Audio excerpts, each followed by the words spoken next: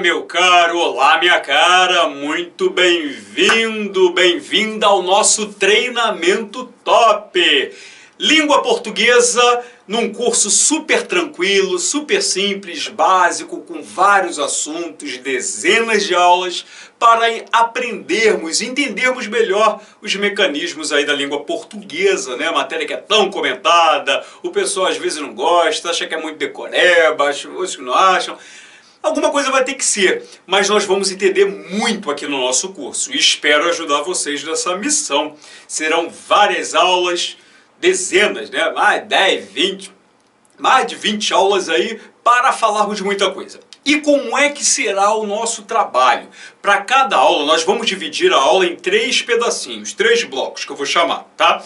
Os 2 primeiros blocos são de teoria, para não ficar assim cansativo você poder beber uma água e tal.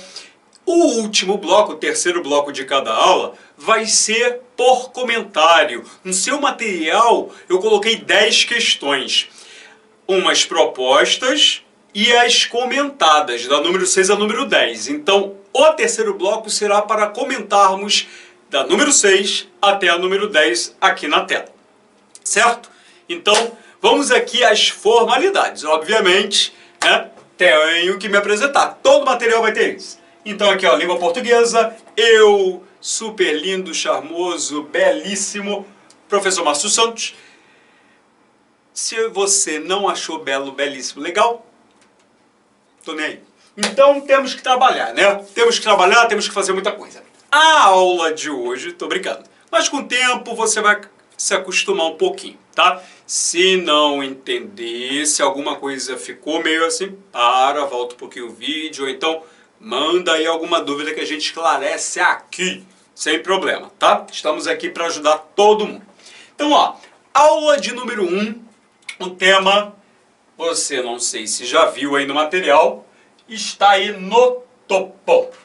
Demora um pouquinho até para esquentar, para aquecer e tal, mas a gente leva numa boa. Aí, ó, aula número 1, fonologia, sons e encontros. Matéria, às vezes não muito cobrada, não muito comentada, mas eu tenho que começar por aí. É o início lá do livro da gramática da língua portuguesa. Então, vamos entender algumas coisas que lá no Fundamental 1 não ficaram muito claras. E o povo, com essa falta de clareza, acaba se atrapalhando mais lá pra frente, tá? Então vamos lá, vamos aos nossos esqueminhas aqui no quadro. Primeiro, fonologia. Que área é essa? A gramática é dividida basicamente em 3 áreas de estudo. A primeira é a fonologia. A fonologia pela estrutura que está aqui, né? Fono é o som. Então, é o estudo dos sons. Como os sons são produzidos, como é que são essas combinações sonoras de uma língua. No nosso caso aqui, na língua portuguesa. Tá? E a gente vai estudar esse mecanismo sonoro de uma maneira mais genérica. Não vai ter aprofundamento não. Mas temos que entender o basicão da língua portuguesa nos estudos sonoros. Tá? Então, esse é o conceito que está aqui, está aí no seu material, nada demais. Esse som que será debatido aqui hoje, cada som que nós produzimos na fala é chamado de fonema. Então, o fonema é uma unidade sonora. Tá? Então vamos ver como essa unidade sonora ocorre a partir de uma grafia, que são as letras. Então vamos lá. No estudo da fonologia a gente começa com conceitos. O conceito de letra e de fonema. Acredito que todo mundo já tenha ouvido isso. Então, conceito de letra. Letra é uma representação gráfica, é isso que nós conseguimos ver, o que está anotado aqui, ó. Cada elementozinho desse é uma letra. Então, exemplo de uma representação gráfica é a palavra casa. Então aqui, ó, eu tenho 4 letras, 4 representações gráficas. Óbvio, isso é o que você vê, mas como é que essas 4 representações, essas 4 letras são pronunciadas? Que aí entra o conceito de fonema. O fonema é a representação sonora. É o som que nós produzirmos para cada grafia dessa, né, para cada grafema, para cada letra, ou daqui a pouco a gente vai ver para cada conjunto de letra. nada demais. Então, eu vou botar agora uma coisa aqui que você nunca viu, tenho certeza que nunca viu, mas não se preocupe, tá? Eu só vou comentar rapidamente para você ter noção. Essa palavra aqui é pronunciada em português assim. Você fala, ai professor, que coisa estranha. Os sons eles são representados entre barras oblíquas, isso é uma convenção internacional, em todas as línguas isso acontece, tá? Isso nunca vai cair em prova para você, relaxa, relaxa, tá? Esse apóstrofo aqui em cima marca qual é a sílaba tônica, que é o conceito que a gente vai comentar na próxima aula, na aula 2. Então, o C nós pronunciamos com som de K, né, como K, som de K. O S tem som de Z, por quê? Porque vem entre duas vogais. Sempre que a letra S aparecer entre duas vogais, ela é pronunciada como Z. E esse último Azinho aqui está de cabeça para baixo, porque ele é um Azinho fraco. A gente fala casa. O último A é fraco, então, por uma convenção, isso também não vai cair, não vou entrar em detalhes, ele é colocado de cabeça para baixo, tá? Quando ele é fraquinho, ele é átono, beleza? Então, para essa representação de letras aqui, eu tenho essa representação de sons. Então, isso é que é o fonema. Claro, o fonema nós não enxergamos. Aqui eu tentei colocar, a proposta é tentar colocar de uma maneira visual aquilo que nós produzimos, que nós falamos. Combinado até aí? Tudo bem? Então vamos seguindo. Esses são os conceitos iniciais e fundamentais no estudo da fonologia, da letra e do fonema. Tá? E agora vamos à ideia dos fonemas. Será que a letra C sempre é pronunciada com o som de K? Será que o S sempre tem o som de Z? De Z? Como é que funciona? Será que tudo que eu vejo, né, tem esse espelho do que eu falo? Então vamos a 3 situações aqui no quadro. No quadro não, na tela, desculpa. Vi, você sabe, você me entende. Situação 1. Repare que eu coloquei 3 palavras aqui e marquei a letra X no roxinho. Então, o que acontece? Eu vejo a mesma letra, só que em cada palavra dessa, a letra X tem um som, é pronunciada de uma maneira. Então, na primeira, ela tem um som duplo, o som de KS, né, que é o XI. Então, anexo. Na segunda tem um som chiado, né, o som sh, normal, chiadinho. E na terceira tem um som de Z. Isso no Brasil inteiro. Tá? Então, a pronúncia do X varia de acordo com a palavra. Então, o que eu quero mostrar nesse bloquinho aqui, nesse trio, é que uma letra pode ter sons diferentes dependendo da palavra. Tá? Então, não tem que ter um som fixo. Não há uma correspondência, né, única. Vamos a um segundo conjunto de palavras, que eu estou chamando de situação 2, vai aparecer aqui. Aqui já é o oposto. Enquanto na situação 1 são 3 sons para uma letra, na situação 2 são 3 propostas de letra para o mesmo som, é o inverso. Então você vê que a letra S tem o som S, normal de S. Aqui a letra C tem som de S. E esse grupamento aqui, XC, que eu vou comentar mais tarde, no segundo bloco, também tem um som de S. Então eu falo seda, seda e seda. Então é o inverso, ó.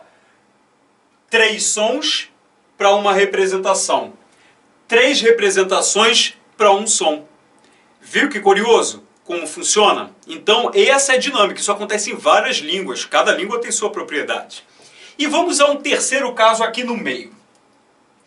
Nessa situação 3, vou chegar para cá. Ó, eu marquei aqui no verde a letra H e essa letra M. A letra H é uma letra muda, ela não tem som em língua portuguesa. Em algumas outras línguas, sim. Em português, ela não apresenta sonoridade. Então, isso é um caso curioso. E esse M aqui, ele tem uma propriedade diferente. Porque nós pensamos o M, né, pronunciando, né, sílabas, como a gente viu lá, a criança, né? Ma, me, mi, mo, mu, juntando os lábios. Engraçado que o M nessa sequência aqui, ele não é pronunciado como ma, me, mi, mo, né? Ele forma uma sonoridade diferente. Então aqui eu falo bem, em. Você vê que eu não, no final, eu não junto os lábios para pronunciar um M classicamente. Então isso aqui é uma propriedade, né, um pouquinho mais camuflada, um pouquinho mais avançada. Então existem situações diversas, desde uma mais simples de você identificar o que você fala, até uma mais complexa. Mas isso tudo faz parte do estudo da língua. Não vou entrar em detalhamento, mas para você começar a entender como você monta, organiza e produz as palavras. Certinho? Nada demais? Tranquilo, né? Então vamos para um outro quadro. Esse aqui foi para mostrar a questão da equivalência de letras e fonemas, tanto numérica quanto de representação. Os fonemas, eles podem ser pronunciados, né, como falei, eu comentei há pouco, individualmente, né, a letra C com som de K, mas às vezes as letras se combinam com outras e eu vou chamar isso de grupamentos. Esses grupamentos podem ser de vogais ou de consoantes, tá? Então, esses grupamentos, que eu chamo aqui, ó, base de grupamentos, existem grupamentos com base vocálica e outros com base consonantal. Como é que vai funcionar isso? Eu montei um esqueminha para a gente visualizar melhor. Aqui, ó. Existem grupamentos vocálicos e consonantais. Nesse primeiro bloco eu vou terminar só com os vocálicos, tá? E desses vocálicos nós já ouvimos lá no colégio, lá na escola. Existem 3, o hiato, o ditongo e o tritongo. Tem coisa legal para falar? Tem. Tem coisa chata? Tem coisa legal? Tem. Mas vamos ver como é que vai ficar. E os consonantais. Por incrível que pareça, existem 3. Na escola você ouviu falar, né, nesses 2 aqui, mas existe um dífono. Acredito que o dífono você não conhece, mas vamos falar no final do bloco 2, certo? Então, ó, esses são os grupamentos que nós vamos estudar. E eu vou começar pelos grupamentos de base vocálica, que são esses 3 aqui. Bem tranquilinho. Então vamos lá. Está aqui o conceito, né, de encontro vocálico. Esse conceito só está aqui para compor o nosso cenário, a nossa imagem. Mas vamos ao encontro em si, que é o grupamento de base vocálica. Então eu botei que é uma sequência de sons de natureza vocálica, que podem estar, esses sons do grupamento pode estar dentro de uma mesma sílaba ou pode se separar, ter um corte. E vou começar exatamente com esse corte, que é o tipo número 1, o hiato. Se você for ao dicionário e perceber, procurar o que significa a palavra hiato, hiato significa separação. Então, se é separação, o que você pensa? Uma vogal de um lado e uma vogal de outro. Então, tá aqui, ó. Vamos ao exemplo. Vem mais para cá. Ó, 3 palavras. Repara que no azulzinho eu estou deixando aqui o corte, ó. Uma vogal para lá, outra para cá. Uma para lá, outra para cá. Uma para lá, outra para cá. Aí você pergunta, professor, essa do meio aqui tem acento. Por quê? A gente vai ver na aula 2, tá? Na aula 2, acentuação gráfica, eu vou explicar por que alguns hiatos são acentuados e outros não. Hoje temos que identificar o hiato, para depois vermos particularidade dele, tá? Falei certo, né? Particularidade, falei. Então, estão aqui, ó. E aí pode ser qualquer vogal com qualquer vogal. O A com E, o E com I, o I com O, o A com U, qualquer uma em qualquer sequência. Viu? Duas vogais, aquele A e O. E na hora de separar a sílaba, houve um corte? Isso é um hiato. Se não houve corte, a gente vai ver agora do que se trata. Então, encontro vocálico número 2 é o ditongo. Ditongo, aí ó, já dá uma cola do di. Professor, o que é o tongo? O tongo é você. Né? Então, o di. Nesse di, o que vai acontecer? Os 2 sons de natureza vocálica, eles vão aparecer numa mesma sílaba. Enquanto no hiato, cada som se estanca em sílabas distintas, no ditongo esses dois sons vão ser pronunciados numa sílaba só, tá? E aí, vejamos aqui o exemplinho. Ó, repara que eu botei o A com O, o A com I, o A com U. Existem várias possibilidades, tá? Então você vê que seja com tio ou sem o tio, esse tio aqui é nasalização, pode ser oral, pode ser nasal, não tem problema. Você repara que esse ão é pronunciado numa só força dentro de uma sílaba, assim como esse A. E você não fala caixa, você fala caixa. Você fala centau, você não fala tau, você fala centauro. Então, esse grupamento, aqui ó, de, são os dois de base vocálica. Tá certo? Tranquilo? E aí vamos ver.